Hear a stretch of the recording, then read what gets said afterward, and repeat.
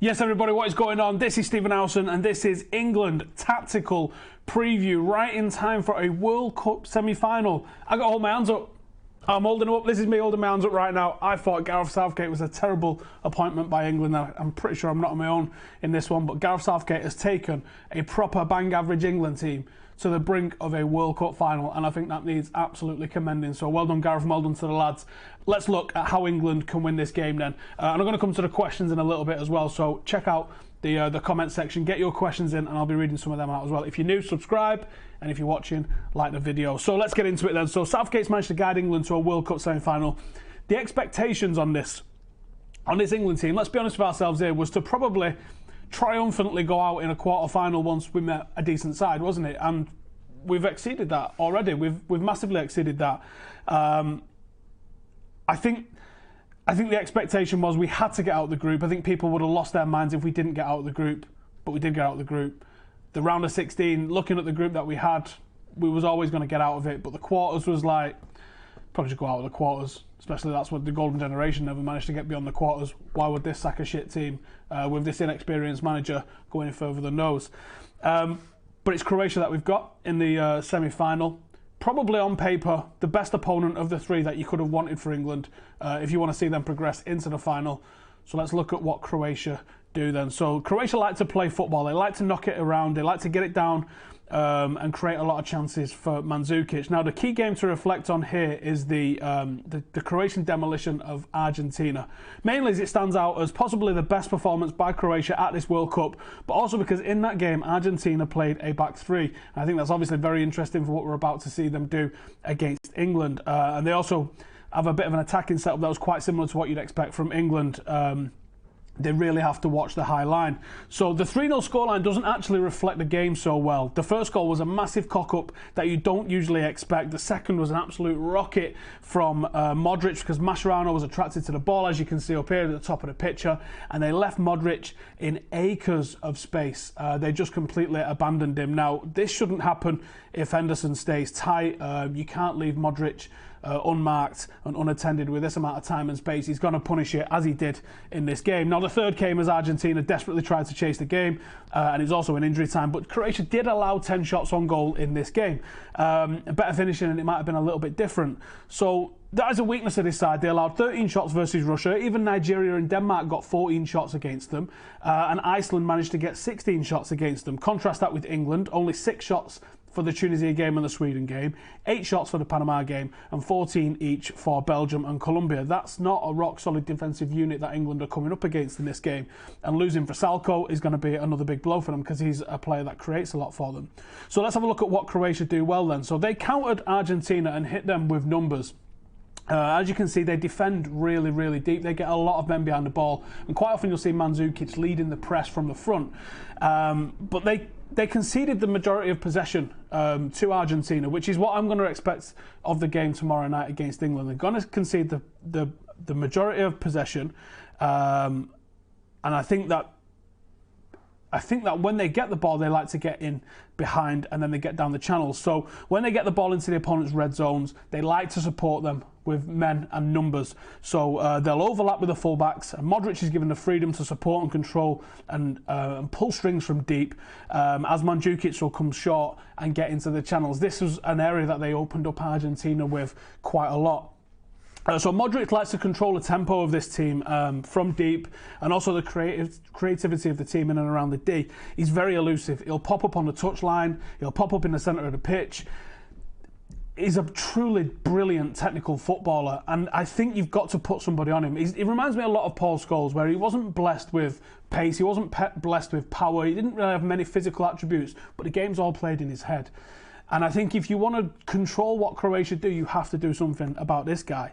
So how do England stop this Croatian side then? So I think there's a couple of things that England can do. So England can stop Croatia a couple of ways. The first one would be to go man for man on Modric. Sacrifice a player in defence, but I don't know who that player is. Like, Southgate's already let the cat out of the bag with a starting 11. He's basically just sticking with the same team until it goes tits up, I imagine. But I think you have to sacrifice a player literally to be given the job. Ji-sung Park used to get this from Manchester United quite a bit. You man mark that guy and you stick to him. And I think someone has to man mark him. Now that might be Lingard. I don't think it should be Henderson, because I think if you move Henderson out of the way of that back three, that allows someone to just come right through the middle. Maybe that's a Rakitic or somebody else. So I think it's got to be one of the more attacking players. Maybe it's Sterling, maybe it's Ali, but I think it could be Jesse Lingard. Has to go man for man with Modric and just stop him. I think Lingard has got the creativity that you want in the other end, but he's also got the work rate and the energy proven by the amount of distance that he's covered to do the defensive side of the game. That's really going to be a bonus for England if he's able to do that. But I would probably use Loftus-Cheek or Dyer for it, and I think I'd like to see those brought in, but I'm wasting my breath because we all know that the starting 11 is the starting 11. So how do England exploit this team then? So it's the right-hand flank. Trippier and Lingard have been creating most of England's chances. If you watch all the chances that Croatia concede, they're really susceptible to the sort of interplay that England have been proven to be strong with, particularly down this right-hand side here. And you see a lot of this. Jesse Lingard cuts inside just a little bit, makes that 1 yard of space that Trippier needs to be able to get something in and make something happen. I think this is England's strongest asset. Trippier remains a threat from open play with his crossing, and if Kane can sort his positioning out, then there's an opening to make things happen. But this is where England have to be smart. This happened a lot on Saturday, where Trippier and Lingard found good space, and then Sterling, with his poor decision making, cocked it up, and a great opportunity for England here. As you can see, Trippier demanding the ball there behind Sterling. I think Sterling tries some sort of chip which just hits the defender and it goes out for a corner. But if he just looks up or listens to what's going on behind him, with all the time and space that Trippier's got on the ball there and the ability to deliver across, there's 3 and about to be 4 men coming into the box there that he can aim for.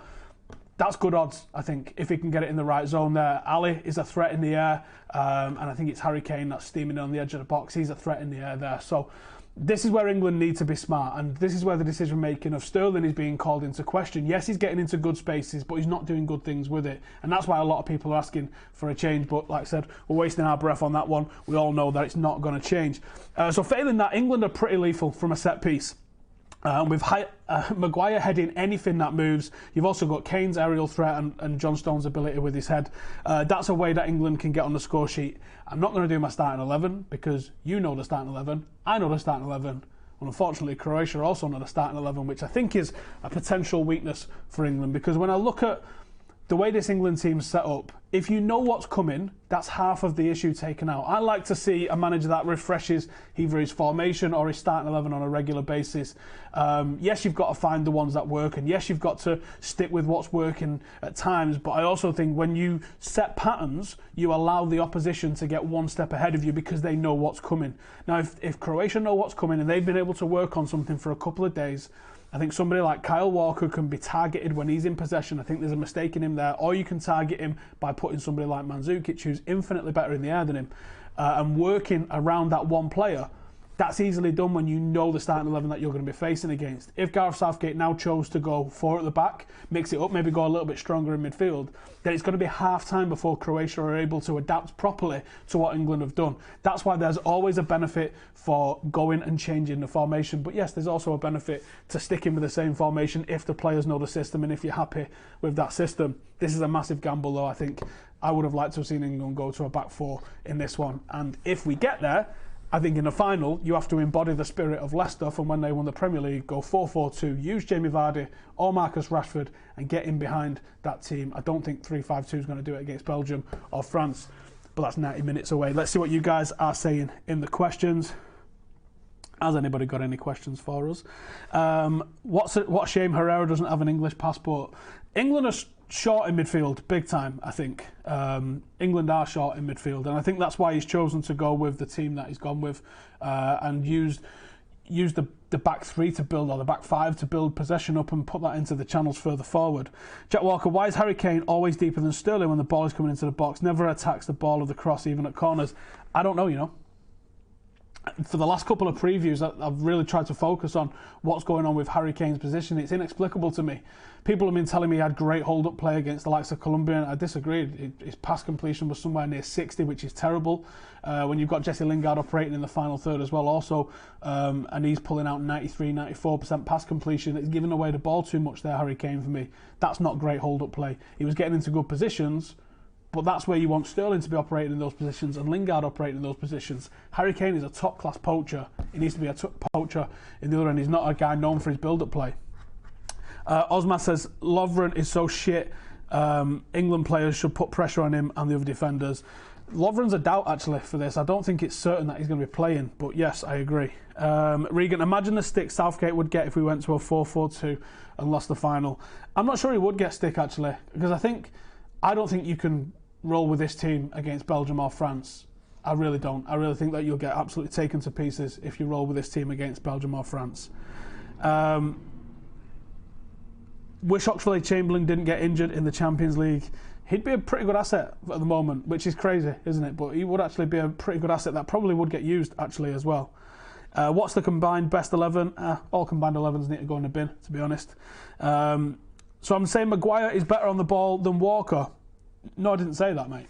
I didn't say that. I said Walker's a target. Walker's a target that I would target in the air, and I would target him on the ball as well, because I think that he can get caught out in possession. I don't think he's better on the ball than Maguire, but I think Maguire is more likely to just play it safe and get rid. I think Walker, with the season that he's had with Manchester City, believes that he's now fucking Imad Maldini playing out the back. So I think that there's a chance that Walker can fall into the trap of trying to play out from the back. And if you look at the mistakes that have been made from defenders at the moment, Walker's the one making the mistakes. So I would target Walker if I was Croatia. I didn't say he's better on the ball than Walker. You just made that up in your own head. Toby, do I think that Southgate should have left out someone to bolster midfield options with someone like Shelvey or Lallana? Absolute United bias coming through here, but I'd have took Michael Carrick, to be honest. At a time that let's say you need to close a game out. Let's say it's 1-0, it's tight. You want to say take Sterling off, throw Michael Carrick on for the last 10 or 15 minutes just to keep a lid on anything. Someone who's won things at the highest level and stop this team panicking, because it is a young, inexperienced team. It might panic at the big moments, like a World Cup semi-final or even potentially a World Cup final. I think Michael Carrick would have been an excellent option if he hadn't retired. Thoughts on Sterling, says Ashwin. I completely disagree with the commentary that's going on. So there's a really weird thing going on with Sterling at the moment. He got absolutely, completely unfairly hammered by the press in the build-up to the competition, which means now a lot of the press are giving him unwarranted praise, so they don't look like they're the racist press that's absolutely hammering him. But the fact of the matter is, as good as the positions that he's been getting into, I'm not sure he's still worthy of the starting 11. I'm not sure what Loftus-Cheek did to be dropped, and being completely biased, I'd love to see Marcus Rashford given an opportunity. Sterling's doing excellent things getting into spaces, but when he's on the ball, it's not good enough, and his decision making needs questioning. Do I think Rebic is a threat? I think Rebic and Perisic are definitely a threat. And when you play 3-5-2, the weaknesses are in between the wide centre halves and the two wing backs. That's where your weaknesses are. I didn't go into too much depth with Croatia's formation, because Croatia have played 3-5-2 and they've played 4-2-3-1, and they've also played 4-3-3, not 3-5-2. And I don't know which one they're going to play against England. But either way, they'll be playing with two proper wingers, and those wingers are going to try and exploit the space in between Trippier and Walker and in between Maguire and Young. And that's going to be a real issue. Both of those are going to be a big threat. And that's where you've got to get somebody on Modric, because if Modric is allowed into England's final third, particularly if it's in a transition where England have just lost the ball, Modric has got the ability to put something literally into someone's hand if he wants to. And the areas that you're going to get caught out in are the areas that Rebic and Perisic are going to be running into. What about James Milner as a similar option? Yes, I actually agree. I think James Milner might not have been a terrible option. Shelvey is so underrated. I think Shelvey can also get caught up on the ball. Just the way it is. Jack says, taking Carrick, who's played 4 games all season, would have been a bit unfair to the others. Yeah, it might have been, but if you look at the squad, there's a lot of players who haven't played much at all in there, and Germany took Neuer, didn't they? That backfired on them. But Michael Carrick isn't going to be someone that you're going to go and say you're going to play 5 or 6 games in a World Cup. You're literally going to play 10 minutes in a super specific scenario. But more than that, you'd also have a winner around the lads for a couple of weeks in the camp and in the dressing room, which is invaluable, I think. What do I think about Lingard's performances against Sweden? I was going to do a video this week, which was Jesse Lingard, England's best player. I'm going to wait until after the World Cup when Jesse Lingard wins it and becomes Sir Jesse of Lingard. But I do genuinely think Lingard has been England's best player. The passing accuracy in the final third is unbelievable. It's almost unheard of to have that level of accuracy in the final third. Add that to the fact that he's outrunning all but some of the Russians, and I'll say no more on that. Jesse Lingard is putting in a serious shift. What he does with the ball, what he does without the ball, his decision making, everything about Jesse Lingard's game has been phenomenal. And add that to the goal that he scored. That's potentially a career-defining goal if England go on and win this World Cup. If he can get something in the semi or even in the final. And let's face it, Jesse Lingard in cup finals, we all know how this goes down, don't we? There's every chance if England do make it this weekend, you could be seeing Jesse Lingard score the winning goal for England, because that's what he likes to do. Important game, he'll be like, yeah, I'll take it. Not a danger. I think he's been phenomenal. Loftus-Cheek should start over Ali, offers something different and more crucial against a team like Croatia. I agree, James. I think Loftus-Cheek against Croatia would be an excellent option just for the physical presence that he offers. There's some question marks over his positioning and what he can do defensively, but I think those question marks exist over Ali as well, and I'd rather go with someone that's just that little bit more safe in this instance. Abhishek says Croatia will go with three midfielders. They look poor with a two, but consequently Kramaric, he's needed to pick up the pieces from Mandzukic winning the ball against Walker. See, that's why I didn't go, because I couldn't figure it out. If you go with a two and you have Modric that bit further back, you limit him a little bit. But if you do have someone like Kramaric playing off Mandzukic and you play a 4-2-3-1, that's also got its pros and cons as well. I have no idea what's going on with what Croatia are going to turn up. It's definitely going to be one of those two. I have no idea which, though. I wouldn't like to say. Pickford being one of the best goalkeepers for a long time, he's been incredible, hasn't he? To a fair play to him, hands up. Jordan says Rashford should play instead of Sterling. I think Dele Alli and Sterling have been given too much praise, giving the ball away too much. I agree on that, mate. I absolutely agree. Dele got his goal, so he'll be confident. Yep. How can I say Lingard has been the best player? Because he has. That's why. Because I don't listen to commentary, I actually watch matches. Trippier, Maguire, Kane, Stones and Pickford have all been better.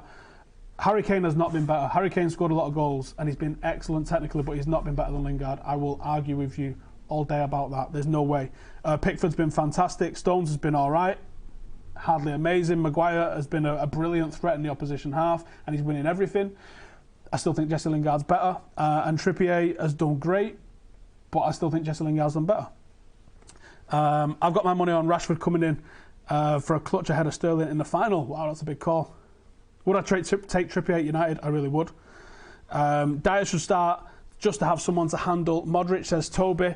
Well, I would agree on that in a sense as well. I think I would have started with Dyer. I mentioned that earlier on. I would have gone with Dyer or Loftus-Cheek just to bolster it up, because I think if you go with just that single man in midfield in Henderson, I don't know who you put on Modric, and I do think you have to man mark him. I don't think it can be Henderson, because if it is Henderson, you're dragging him out of position and that's not good. 3PPP says, Croatia players look very leggy in the second half of extra time. Rashford will come on and light this World Cup up and fire us to the final 2-1. I would love that. Jack Brown, United must have been told that CR7 didn't want to come. We're not talking about Ronaldo today. We'll definitely be covering it in transfer talk later in the week, though. Don't miss that one. Kane has mainly scored pens, to be fair. Yeah, I haven't been overly impressed with what Harry Kane's done so far this World Cup. I will be honest with you.